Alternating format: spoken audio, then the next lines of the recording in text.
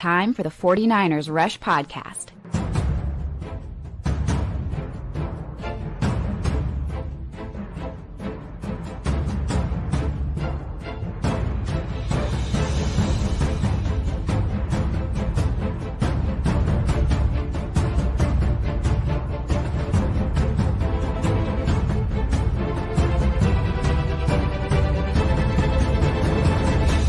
And here's your host, John Chapman. What is going on, faithful? It is so great to be with you guys today. It's Thursday, which means it's time for the coach approach, where Ant from 49ers Cutback and myself look at things through a coaching perspective of the matchup this week, the state of the 49ers, how you would handle certain things. Ant, how are you doing on this wonderful Thursday? Doing great. Yeah, it's a fun matchup too. 49ers versus Tampa Bay Buccaneers. They've been playing, it feels like, every single year. And every year you usually have the Baker Mayfield versus Nick Bosa. Of course, that's not happening, but Baker's still playing well. And I love these matchups at this time of the year because these are two teams that are competing to be, top teams in the NFC.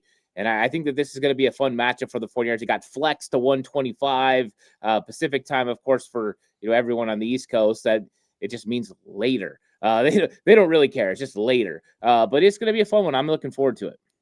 Yeah, I'm pumped, man. Like 4-1 versus 4-1. They played 10 games between these two teams. Every single one of them has come down to one possession. And it's funny because as 49er fans, we're like, God, why is it always so crazy? Why is it always so up and down? The Bucs games are crazier than our games, believe it or not. They've had 4 straight games come down to a last-second field goal, win or loss. I don't know. Is there a chance it's a 3-point spread currently? The 49ers are underdogs traveling, 3 time zones. I get that. But, is there a chance that this could be a blowout one way or the other? Or is this destined to be kind of overtime, whatever else, last second, buzzer beater, just one of those crazy, crazy games that just both teams seem to have this year? Yeah, I don't see a blowout coming. I think that this is going to be a tough one. You just look back at last year, the 49ers squeaked by, with a 3-point victory. That was the famous Nick Bosa running with Baker Mayfield, all the way to the sideline. He throws it in. It was a very frustrating end to that football game, but Brock Purdy led the charge, and Jake Moody actually made a field goal to win the game. It was pretty interesting, and I think that that's what the 49ers are destined for, something a little bit closer. Baker Mayfield's got plenty of weapons when you look at the offense, even with the injuries, to Mike Evans and Bucky Irving. They still got so much talent on that offense. And I got to give a lot of credit to Baker Mayfield. He is playing spectacular football right now. 10 touchdowns to 1 interception, taking care of the football. Whenever you get that, you're a really good quarterback. But his ability to create off schedule and get things down the field to Emeka Egbuka, who has been really, really good as a rookie player. They've got a lot of ability. I think that's going to put pressure on the 49ers secondary in this football game to make sure they're always on point. And of course, how are you going to generate pass rush against Baker Mayfield is usually going to be the story right now with the 49ers. But yeah, he's been really good. And that Tampa Bay offense is very fun to watch. Man, some teams are just spoiled, right? Like the 49ers are spoiled with linebackers. Unbelievable. You could talk tight ends, you could talk fullbacks, you talk quarterbacks. 49ers are spoiled there. You look at the recent history of the Bucs, that wide receiver position. I mean, Vincent Jackson, RIP, man, that dude was a killer. Then they get freaking the stud Mike Evans, who's one of the greatest. I mean, dude's going in the Hall of Fame. He's fighting to break one of Jerry Rice's records. Anytime you say that, you're in some incredible Hall of Fame status, most 1,000-yard seasons in a row. Then they get Chris Godwin, who's awesome. They love Jalen McMillan, who's not a star, but he's a good number 3, number 2 wide receiver. And then Emeka Egbuka. Dude, is there anybody else that's a shoe-in for the Rookie of the Year award? This guy is killing it. Got 5 touchdowns already. It's just, I find it always interesting that certain teams, even whenever you have regime changes, general manager, offensive coordinator, whatever, some teams, the position flocks to the uniform almost. So talk to me just a little bit about this wide receiver room for the Bucs, because look, They're a mess. Chris Godwin, Mike Evans did not practice. Chris Godwin did play last week. What are your thoughts just about, man, Baker's playing MVP level. He's throwing into some elite targets. How do you see this? Yeah, I think that they've got some weapons. Emeka Buka has really just come on, especially since Mike Evans got hurt with the hamstring. He's been the go-to guy that Baker Mayfield can count on. But we knew this coming out of Ohio State. He was the professional wide receiver. He was the guy that ran good routes, could get open, could play physical, but still had the ability to kind of be that Chris Olave really smooth route runner. Not going to kill you with speed, but he's going to get open. He finds ways to pressure you. So he's really good. And then you look at what they've got with a guy like Sterling Shepard, who just understands the same sort of thing. He understands where to be, where to sit down in zones, really good feel for defense. And I think that he's a very talented guy for Baker Mayfield to be able to use. And now they've started using the young guy, Tez Johnson, a little bit at getting him out in space. You know, and he made some plays last week, and there was a couple of those, holy crud, where did that come from? Because he was making dudes miss. And he's only 155 pounds. He looks like he plays, you know, Pop Warner football for your area football team. But except for when he gets the ball, he's nasty. So they've still got weapons. And you always have to throw Cade Otton into that as well, who had his best game of the season last week against the Seahawks. He's formidable as far as catching the ball. So they have weapons. I believe Chris Godwin's going to play. I think you're right on that. I think that can make some tough matchups, especially if they get him lined up on Upton Stout. I think that, you know, body, big physical body, the way that he plays, he's like a power forward. He can position himself the right way. He has a tendency to drop the ball a little bit, but I think that they definitely still have the weapons without Mike Evans. And of course, you're going to have to worry about Rachaad White out of the backfield as well. He's a very good running back to catch the football. Man, he was a perfect fit, you know, coming out of Arizona State. We were like, the Niners just draft so many Arizona State Herm Edwards guys now that tenure's changed, but he was one of those guys I was like, man, he'd be a perfect fit here. Didn't work out, but yeah, you're going to get to see number one with, you know, Bucky Irvin probably not going to be playing this week. So it's going to be there. Now, let's focus on the Niners. All this talk about injuries, there's a lot. But probably the biggest shock where I did like, you know, I've got the French Bulldog at home. And whenever you do like the voice, they do like the cock, you know, their head goes to the side. And like Shanahan's going through his injury report and he's like, oh, Kalia Davis limited, Kevin Givens limited. And he just kept going. I was like, wait, what? Kevin Givens limited? Like we didn't even know his practice window got activated. Talk to me about what's going to happen at defensive tackle because Alfred Collins, the hero of Thursday Night Football against the Rams, he did not practice yesterday. Kalia Davis limited. Also, you're bringing back Kevin Givens. What do you think the 49ers want to do there? You got Sebastian Gutierrez. You signed Bruce Hector. Evan Anderson's in play there. Like, you've got all these bodies. Some are banged up. Some are recovering. Some are injured. What are the 49ers going to do at defensive tackle? Yeah, I was completely surprised. Twofold. Number one, that Kalia Davis was limited due to the fact that he just had thumb surgery or hand surgery. I get it. They said he was going to play in a cast, but they were looking at possibly 2 weeks away. That surprised me. And then you get, you know, the information about Kevin Givens, and it comes at the right time because if there was ever a defensive tackle that can help you with pass rush, it's Kevin Givens. And that's exactly what the 49ers need because Yetur Gross-Matos is going to be out for, 2 to 3 weeks, probably with the strained hamstring. That would be my guess. And so they've got to generate pass rush. And with the guys that they have, and that was one of my concerns was, if you bring up Evan Anderson, he's not a pass rusher. He's going to help you stop the run. You're going to be really good at stopping Rachaad White. But what are you going to generate pass rush-wise? And I think that's a concern for the 49ers. So Kevin Givens coming back at this moment could be huge. Now, I don't know if they actually, activate him this week. I don't know if that's something they do, but it looks like that could be an avenue they go, but I don't know what roster move they're going to make. And so this is an interesting dynamic for the 49ers defensive line. I now say that it's not going to be Sebastian Gutierrez. It's not going to be Bruce Hector, even though Bruce Hector, I have to say, played really well in the preseason. And when I looked at the list of guys, I said I thought Bruce Hector probably made the most sense. He's going to be a practice squad guy. He's depth just in case. But this is getting more interesting where the 49ers have concerns at defensive end still and concerns at defensive tackle. But Kevin Givens would provide very much pass rush. That's what they need. Yeah, that's huge. And, shout out to Lou. Do you see, Evan Anderson or Sebastian Valdez being brought up this week? Like, I just don't know how you balance, because we don't know.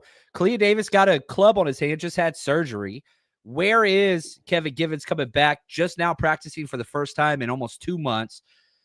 Do you think that you get one of these young bucks called up this week? Like, because, I mean, you got injuries everywhere, but kind of how do you see that? Do you think one of these guys off the practice squad is going to get some playtime this week? I think there's a possibility they could bring someone up, but I think the concern is going to be you still probably have to bring up a defensive end. So that is going to be priority, I believe, at defensive end. If Kalia Davis can play and Alfred Collins can play, and you're not concerned about them going out and competing, you have the chance to just roll with it. Now, if I had to guess, it's probably going to end up being an elevation for defensive end and defensive tackle, and they're just going to make sure they have enough bodies there. Because I think that's a concern. But I don't know what they're going to do with the roster overall as far as moving guys around, because there's a chance they activate Malik Mustafa as well. So this is going to get real interesting for the 49ers and a little dicey. With Kevin Givens being out for 2 months, there's a chance, right, that you don't just have him as a rotational piece. You give him a week or two to kind of get ready. That's why I'm not sold he's ready for this week. If he is, great. But I think there's a chance. And I think it would be Evan Anderson over Sebastian Gutierrez because he played with the squad last year. You know what you're going to get out of the run. Gutierrez is probably the better pass rusher, but Evan Anderson could play early downs, and you could play Jordan Elliott a little bit more when it comes to the pass rush. He did pretty good last week, actually, against the Rams down the stretch when he had to be forced into there. I thought he did a pretty good job. Put pressure on Matthew Stafford a couple of times. Yeah. Yeah, that's huge. And man, you're hoping some of those pressure situations can evolve and adapt. And, you know, and one of the questions that you wanted to discuss in the notes you sent over, shout out to producer Ant of the Cutback crew, man. I freaking love it. How do you get pressure? How do the 49ers get pressure? You had 16 pressures last week. There was one series where the 49ers blitzed 5-man pressure 4 straight plays in the third quarter.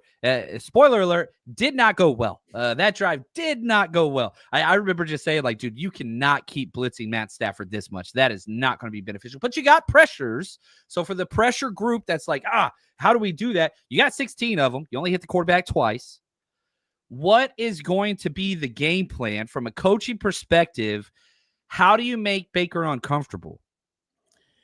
Usually you would say rush 4, right? I mean, that was what Philadelphia did for the most part against Tampa Bay. That really kind of slowed down the Buccaneers offense in that week 4 matchup this year.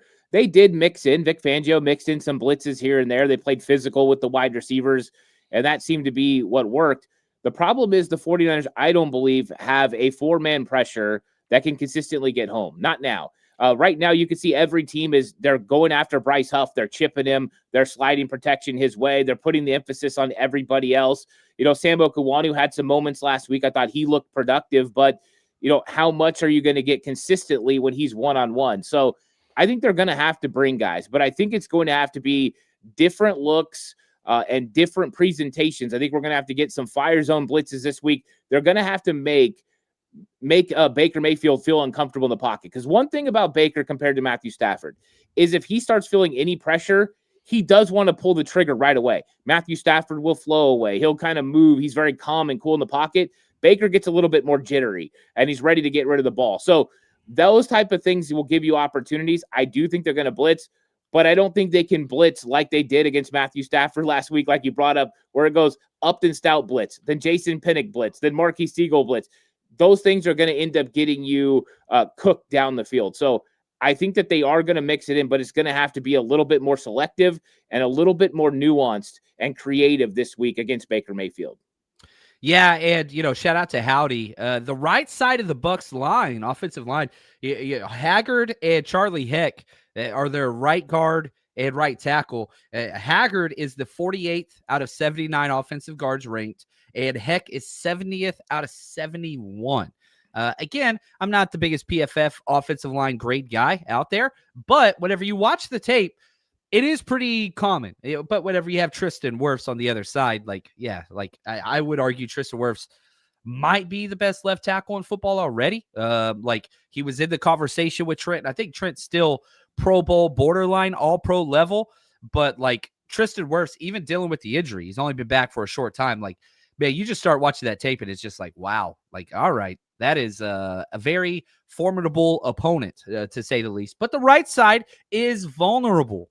There's no doubt about that. And shoot, we saw last year with, Bosa, you brought it up earlier, where Bosa was holding Baker's hand for like 3+ seconds, and he still completed on 4th down. Like, Baker, even if you get the pressure, Baker's a gamer. And he is always jittery. He's like a little gerbil on freaking cocaine or something. Like the dude he's always been just a little like kind of spaz. And I don't mean that in a bad way. Like there's guys that are just calm under pressure. And like you look at Brock Purdy's face played against Brian Flores and he's still just like all shucks. You couldn't tell if he just woke up or whatever. Baker's not that way. Baker plays with energy and just like he is always, I'm going to match the intensity level of everything that is going on in the stadium. So it's just different. It is a completely different position and kind of mentality of the quarterback position. And Baker's playing great. Let's just be very, very honest. He's definitely in the MVP conversation. It's crazy to say that. I love the career trajectory. I don't like Baker. I'm a Longhorn guy, but he's growing on me. He's growing.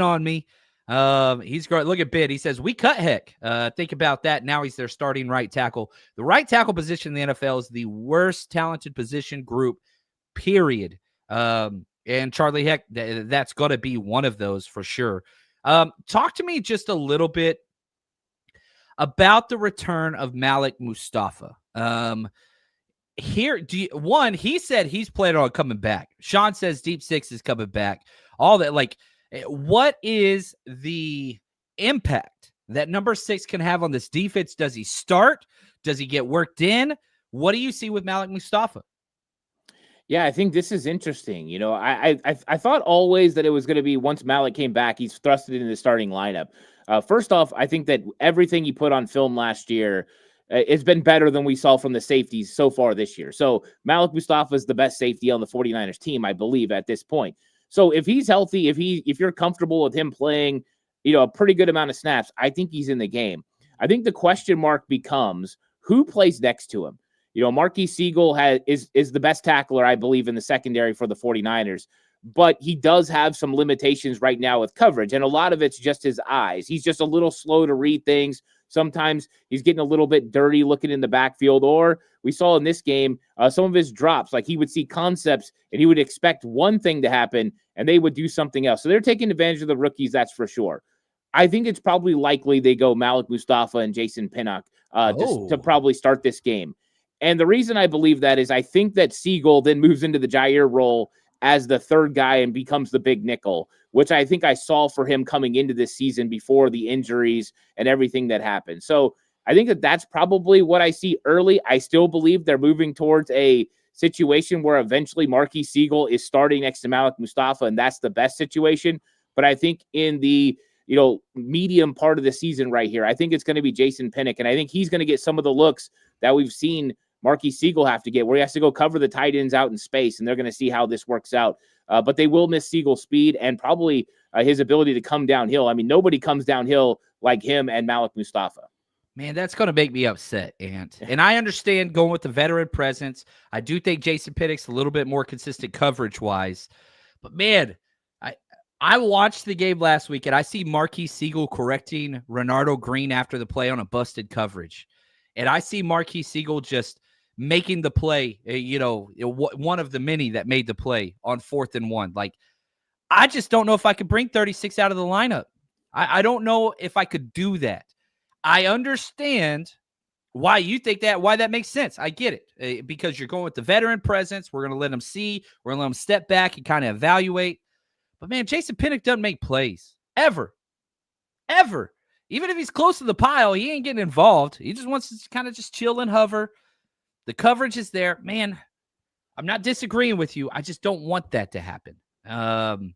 I love Marquise Siegel. I love watching that dude play. I love the attitude. I love the leadership. He's always where he should be. Man, let him get some snaps. I don't want him to go to the Jair Brown role. Well, I mean, they've been playing Jair a lot of snaps. I mean, last week, if you look at the second half, Jair was out there a bunch. He never finished his plays either. You know what I mean? Like he just does it. He's there, but he doesn't quite get it done. And, I did see someone in chat say, what about Jason Pennick playing the nickel, the big nickel? And that could be true. Yeah, here, Gabriel, it definitely could. They could flex those guys, move those guys around. That's what's nice about having versatility of two guys who have played, nickel corner in college. They have the ability to do that. And they still trust Marquis Siegel. I don't want anyone to think they don't. Last week, they went man coverage down there in overtime. The game is on the line, and Marquis Siegel locked up guys. So they have faith in him. I think that right now they'll probably feel more comfortable with Pennick, and they'll let Malik Mustafa work around the box where he's the best. But we'll see. I mean, if Pennick doesn't play well, it will be Marquis Siegel before you can even think about it, because that dude is a phenomenal tackler. And having two really good tackling safeties is beneficial to the 49ers, especially when it comes to run defense. Yeah, I'm with you there. It's going to be interesting to see, because 6, he's the best. Like, it doesn't matter whatever safety, which the 49ers like to kind of rotate their safeties with the motions and the, jet sweep motions and all that kind of stuff. Like, there's not the true free safety, strong safety. That's almost out of the NFL. And the 49ers run a lot of cover 6, which I do like. I like it whenever they run that cover 6 back end look. Now, next up, I'm excited about this, because we're going to talk some more 49ers offense versus the Tampa Bay Buccaneers defense, where the advantages are and all that right after this. 49ers Rush Road Trip is going into its 6th year with over 40 events at road games. If you are traveling to see the 49ers play this year, you got to come party with us. And on top of that, we give games, trivia, giveaways. We've partnered with TickPick this year. All you have to do is search 49ers Rush on any of the TickPick sites, apps, you name it. And on top of all of that, best dressed, giveaways, autographed jerseys, kids are always included, and get in for free with a ticketed adult. And a lot of times for select cities, we will have 49ers legends come out, and you get to meet and greet them and get an autograph. Navarro Bowman, Frank Gore, Patrick Willis, Fred Warner are all players that we have worked with in the past. And trust me, if you want to build the 49ers community, you're traveling by yourself, we got you covered. 49ersRushRoadTrip.com.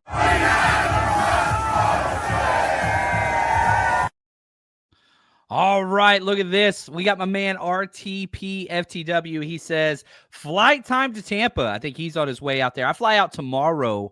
I'll be there. And I got this question from Hugo. He says, which jersey will you be wearing at the Tampa game, Chapman? Now, I love the new rivalries jerseys, right? So I want to wear that, but you can't wear that outside Tampa because you will die.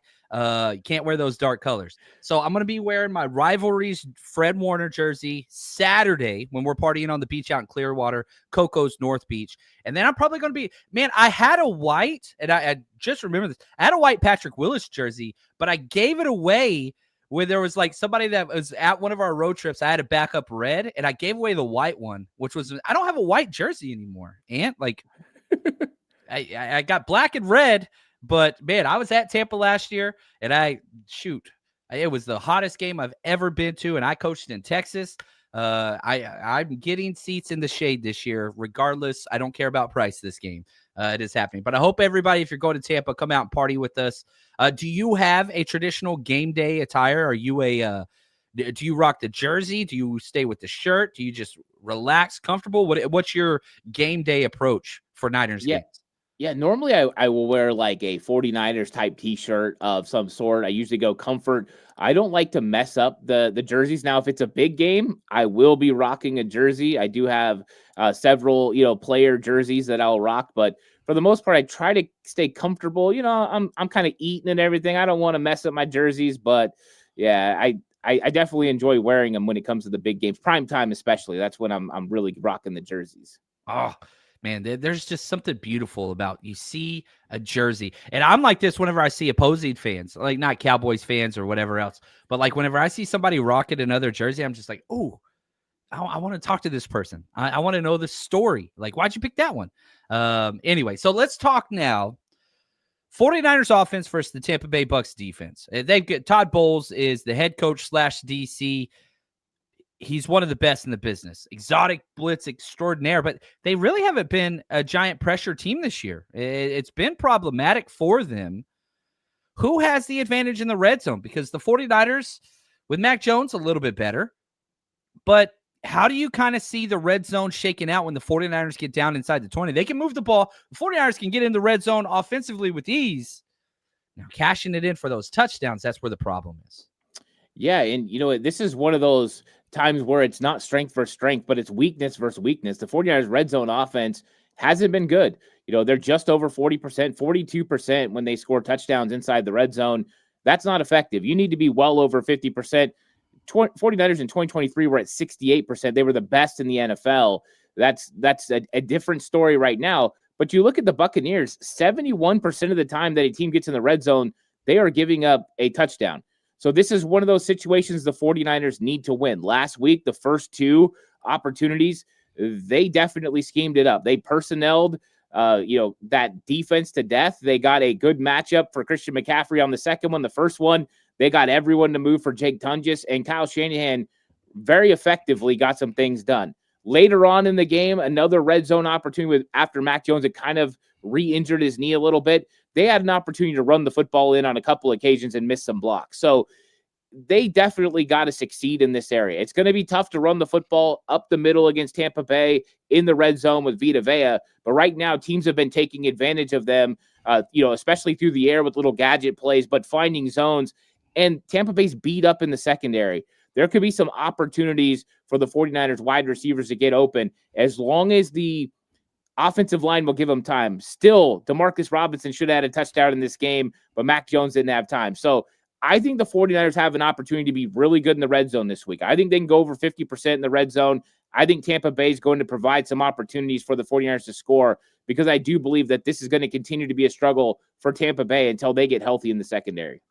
Yeah, I like that. And, Sean says, the O-line has to do a better job establishing the line of scrimmage. Have not done well on the interior of that. Shane, same thing. Very difficult to be red zone efficient when you can't run the ball. I agree with you there as well. But, man, if you told me the 49ers will get to 50% in the red zone this week, I'm saying the 49ers win this game. If you can cash in touchdowns, I'm making a lot of money this year by betting over 1.5 field goals every single game since Eddie P's been back there. That was something I would never do with Jake Money Moody. But, with Eddie P, man, field goal galore. Look at this. Trey Hall, thanks for the super chat, my friend. Christian McCaffrey running explosion loaded. The 49ers don't even have a rush attempt over 20 yards this year, Ant, through 5 games. That is crazy. Don't have a rushing touchdown. The only team in the NFL. Do you see big explosive runs coming soon? Or is this just the way that it's going to be for a while where you average 2.1 yards per rush attempt on 33 rush attempts in a game? Yeah, I actually wouldn't be surprised to see one of those plays bust for over 20 yards in this game. If you go watch that game last week, if I'm a coach, I'm frustrated because you are so close. Huge hole, one guy there, one guy supposed to block him, and they just don't go to him or they don't get him. It was a couple of moments here and there where the 49ers could have big explosive runs, and it just didn't work out.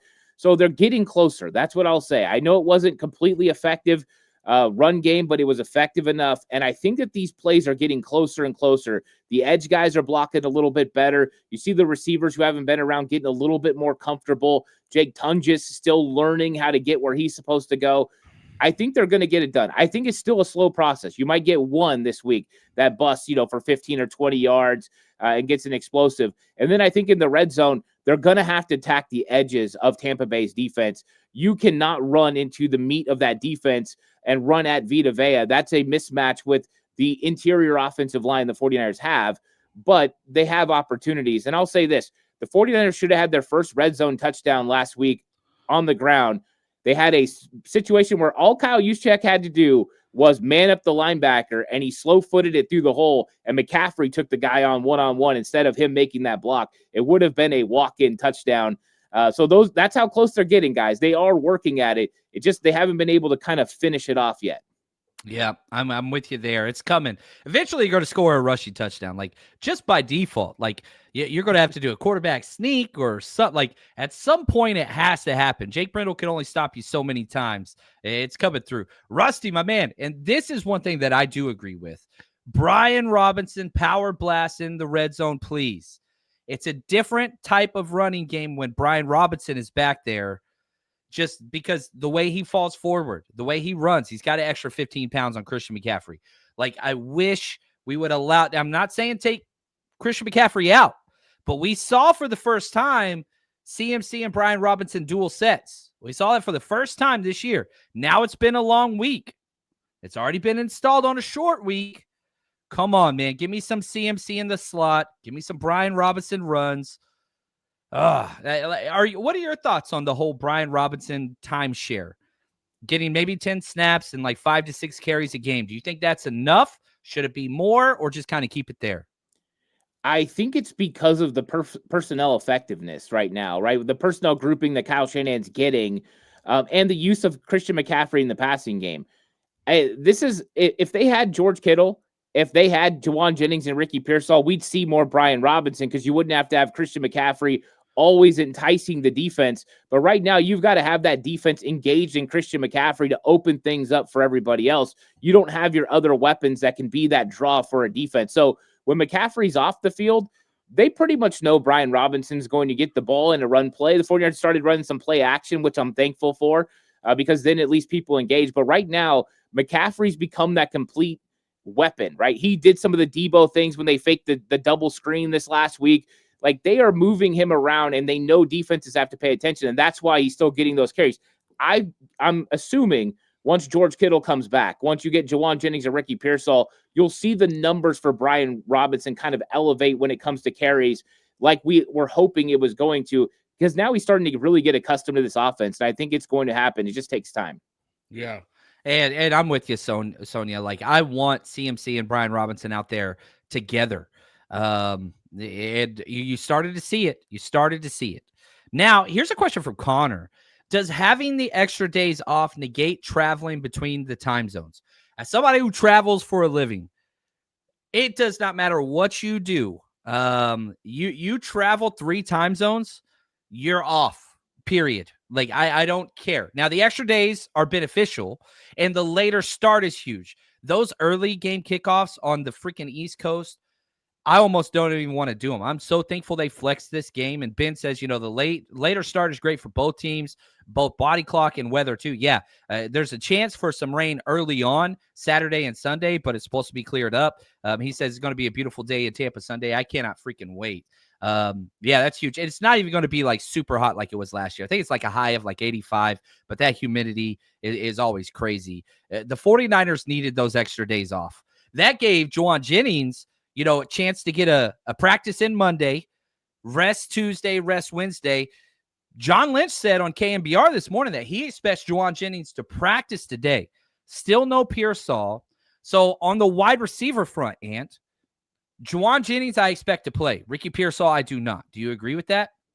Yeah, I agree. I don't think Pearsall is going to play. I think that they need to probably be careful because he was kind of close right when he played through the injury. And I think he probably, pushed through too much. And so now they just need to take a wait and see approach. Last week, the wide receivers did enough. Christian McCaffrey did enough. If you can add Juwan Jennings back, I don't like to say you don't need Ricky Pearsall, but I think you can live without him for another game while he continues to get ready and get back where he can really, use his game the way he needs to. He needs to be able to get in and out of breaks. And if he's dealing with a PCL, he's not going to be able to do that. So let's give him some time. And I think Juwan's a big reason why they can.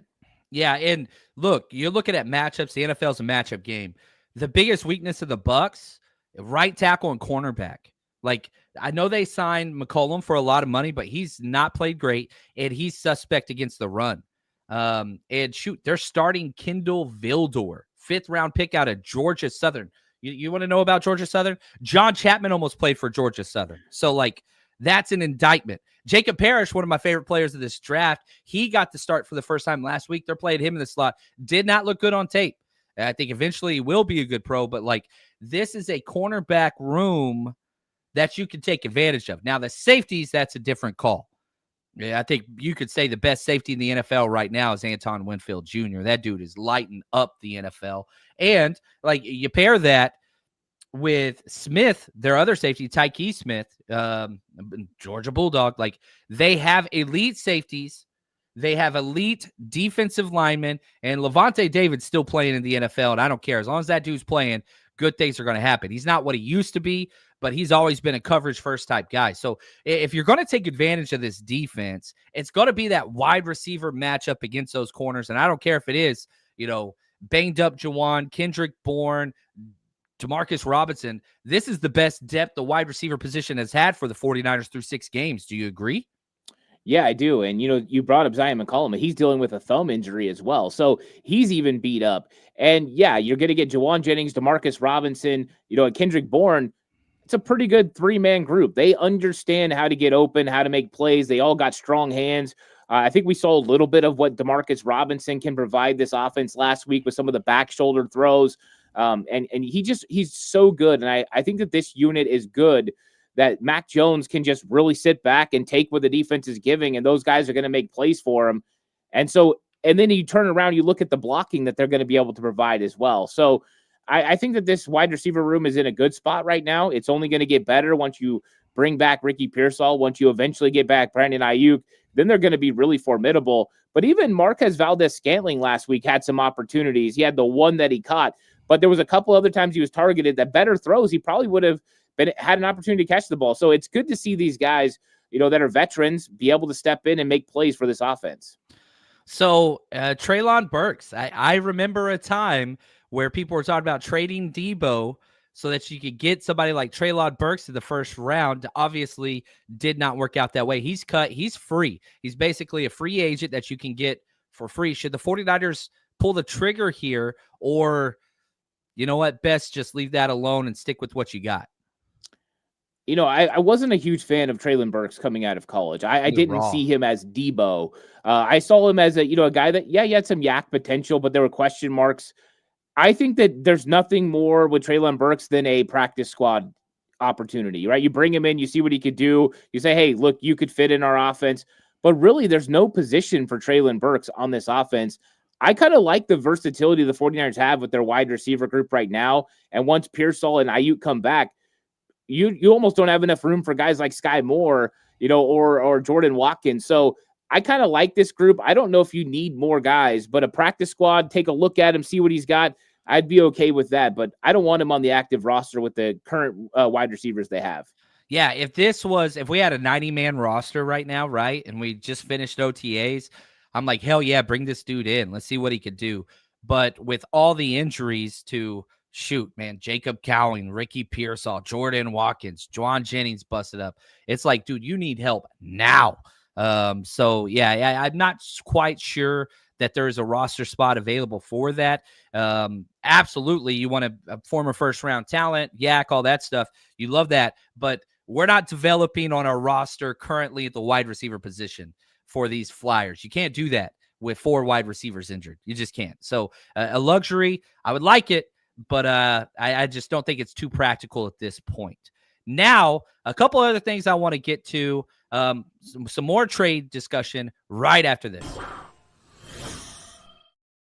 You know that one guy in the group chat who had a 5-leg parlay week 1 and just wouldn't shut up about it for the rest of the season? That could be you. MyBookie makes it super easy to get into the action. College football, NFL, super contest, survivor pools, casino, blackjack, whatever it is you want, they got it. All the spreads, player props, and in-game lines you could want all under one roof. And if you're new to MyBookie, use our code 49ers, 49ERS, up to $500 is fully covered. You make your play. Let's say it doesn't hit. You get all of it right back up to $500 when you opt in using your bet back bonus, and you get it back. It's just what it is. Comes with a one-time rollover if you use it. Now, no better time to jump in, no better place to play. Plus, we have all of our weekly bets and season bets up on our Patreon and the 49ersrush.com. So if you don't know how to get started, we've got it made for you. We show you what we bet. We show you what's out there, and we will cover that with you. It's going to be a good time. So football's back. Let's make some money with MyBookie. Promo code 49ERS. Let's go. All right. Now, we heard from Shanahan and John Lynch today on KNPR about the trade deadline. Sean asked, who do you think we should target as a trade at defensive end? If you think they should, is there somebody that you got your eye on, Ant? I think this one is complicated for the 49ers because you have to be able to get somebody that you feel is going to make an impact above what you already have. But also, you have to have that team willing to do it, right? Like the Giants, for instance, everyone's talking about Kayvon Thibodeau. If they lose tonight to Philly, which is probably going to happen, there's a better chance that they're going to get involved in this. So I think the likelihood is there's some teams like Tennessee that might be willing to float a guy like Arden Key. And I kind of like an Arden Key type player. He's on an expiring contract. Yep. He's not going to kill you financially. You have versatility to play him outside and inside, which is very much needed right now with Yetur Gross-Matos out. And I think he does provide a good enough run-stopping ability with the long ability to rush the passer. I like him a lot. I think if you're going with a guy that makes sense, that already knows the scheme, that is going to be cheap, that you're not going to have to spend a lot of capital on, I think Arden Key is one of those guys. And then when it comes to defensive tackle, I would look inside at Jeffrey Simmons from the Tennessee Titans as well. He is a little bit more when it comes to money, but if you need to generate pass rush, that would be another avenue. Now, I think I would probably go with Arden Key. I think that's something that John Lynch is probably going to want to do. Cheap, right? Effective, expiring. He likes all those things, and I think that's probably why they go somewhere there instead of the big names that we're hearing right now, especially guys like Kayvon Thibodeau, who's a very talented player. Just when are the Giants going to feel that they're out with Jackson Dart at quarterback? I don't know. Yeah, you're going to have to fire the general manager and the head coach before that happens, right? And so, like, teams have to be sellers. And, I mean, shoot, you're seeing the Browns out there making back-to-back trades, acquiring talent. Like, yeah, even the Browns are buying resources. So, like, you've just got to understand the Bengals are out. Like, it's just teams do not buy into this. Our season's over. And until teams say, all right, let's acquire some stuff for the future, you can want whatever you want. But I'm telling you right now, the Bengals don't see themselves as sellers. I hope that we'll get to the point where Tennessee will, because Arden Key is my number one, just because it matches value. And again, what did Shanahan say? He says, we need somebody that can absolutely help us this year without hurting us next year. Like, there's so many boxes you got to check there. You're not going to be giving up a second-round pick, in my opinion, unless you're getting a player for multiple years. Well, then they got to be a cheap player for multiple years. I love Jeffrey Simmons. I think he might be the best defensive tackle in the NFL this year. But that contract, I mean, he's got 3 pricey years in a row. Can the Niners float that? Man, it'd be pretty cool to have him next to freaking Alfred Collins. Good gosh. Oh, man. Yeah. Oh, yeah. Get me excited over here, Ant. Get me excited. Just a couple other just kind of questions. We've got to talk offensive line. How has Connor Colby practiced at left guard this week? When will Ben Bartch return? Well, Ben Bartch started working out on the side field, but Shanahan said they do not expect him back next week. So that means you're going 2 weeks with Connor Colby minimum. I really feel like his tape has not looked good. It's not looked consistent. He looks exhausted. His technique gets worse and worse every single quarter. It's not all bad. Whenever he's on, he gets more movement than Pooney or Brindle. Like, he can move dudes. The consistency is just not there. What are your thoughts on Connor Colby so far, and what do you expect to see in the future? Yeah, he really does lack consistency, and you expect that with young players. And I think that some of his footwork, some of his technique, he's struggling right now. They're taking advantage of him in line stunts, into these TE stunts, and he's just getting really cooked. And I seen Trent Williams start to get to the point of frustration. He was yelling at Connor Colby in this game. So I think that Connor Colby, he was thrust into a position that he wasn't really ready for. He's doing the best he can, but they need something at left guard. And, it's probably going to be whenever Ben Bartch comes back, that's the answer. I think they're hoping it'll be Ben Bartch, and then eventually they'll bring Spencer Burford back, and then they'll have full depth at left guard. But I don't know how they survive, not giving up big plays with Connor Colby there. Because right now, I mean, the swim move is killing him. That has been a real problem for him. Lateral quickness with some of these defensive tackles have been a problem. And so I get it. I mean, this is just going to be something they're trying to weather the storm. And if they can get a couple of more wins before Ben Bartch comes back, I think that's exactly what they're willing to do. He hasn't given up any plays right now that are catastrophic, but they're close. They have been close to getting there and getting home against him. So, yeah, it's been a struggle for Connor Colby. I hope the young guy continues to get better, though. Yeah, I would not hold your breath for an offensive line trade. Continuity is kind of like Chris Forster's like whatever. It's everything to him. So he's got to stick with the guys he's got. And I am very reluctant on relying on a healthy Ben Barch, who has not completed more than 5 quarters of play in back-to-back years without getting injured. Now, his last injury, I don't think had anything to do with being injury prone. Dude just got rolled up on. Like, that happens in the NFL. But a lot of the other injuries are an issue. But yeah, if Spencer Burford was healthy, I think he'd be in there getting snaps. I kind of wish they'd give Drew Moss a little bit more of a look. I know they like him on the right side, but man, it's bad. It's not bad enough to go Nick Zakel, but it's bad enough to see like what else you got. You know what I mean? And so the interior offensive line is going to continue to be an issue. I would say it's the biggest glaring weakness on this roster currently. But that's what happens when you don't draft a center since Marcus Martin over a decade. You have drafted guards, but you haven't spent really you spent a 3rd-round pick and some 7ths and whatever else, but it's rough. It's crazy. Tackle, you haven't drafted a tackle in 4 straight drafts. That's the one thing that's working. Colton McKivit's playing well, run and pass. He gets beat on the edge sometimes on those speed bursts. Trent Williams playing well. And for the people saying, what would you say to the people that are like, oh, Trent's not Trent anymore, whatever else? Like, what does the film tell you, Ant? Because I know what I've said on this show earlier this week, but for people that are like, oh, Trent's washed, he's too old, what do you say to that? Yeah, I don't think he's washed. I think we see a couple of things here and there where you look like, maybe Trent's still not healthy from the week 1 injury completely all the way back. I think there's that.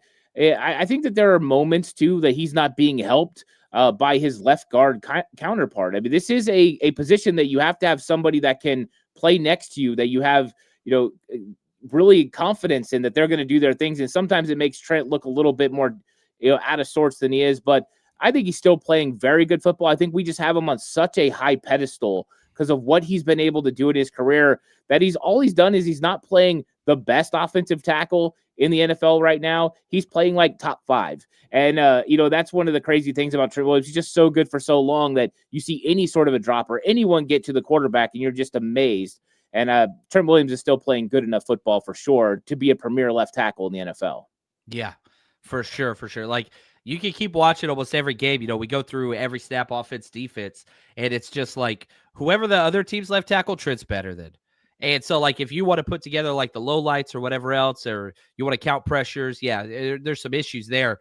But that dude's better than every left tackle he's played so far. Now, this week against Tristan Wirfs, maybe not, but I'm not sure anybody's better than Tristan Wirfs. And I just want to say thank you, man. I really appreciate doing these shows together. What else do you have on the schedule for this week? I fly out tomorrow morning. So like we need people to go to 49ers Cutback. Talk to us about what you got going on this week.